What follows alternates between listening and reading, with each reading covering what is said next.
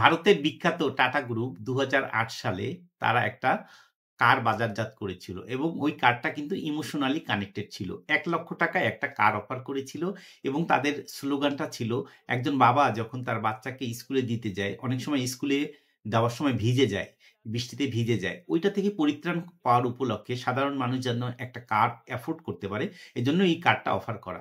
কিন্তু ওই কারটার কিছু কারিগরি ত্রুটি দেখা দেয়। যার ফলে তারা কিন্তু সমালোচনার মুখে পড়ে এবং ইন্ডিয়ার আরেকটা বিখ্যাত কোম্পানি, এটা হচ্ছে গুজরাটের সিং গ্রুপ, তাদের সাথে তারা একটা কোলাবোরেশন এ যায়। তখন কিন্তু তারা যে ডিলটা করেছিল, তখন তাদের ন্যানো কারটার নামটা পরিবর্তন করে সিং গ্রুপের কথা মতো দ্য পিপল কার নামে কিন্তু তারা ওই কারটার নাম দিয়েছিল এবং তারা কিন্তু সিং গ্রুপকে জিজ্ঞেস করেছিল যে, "আপনারা আসলে এই পরিস্থিতিতে কি করতেন?"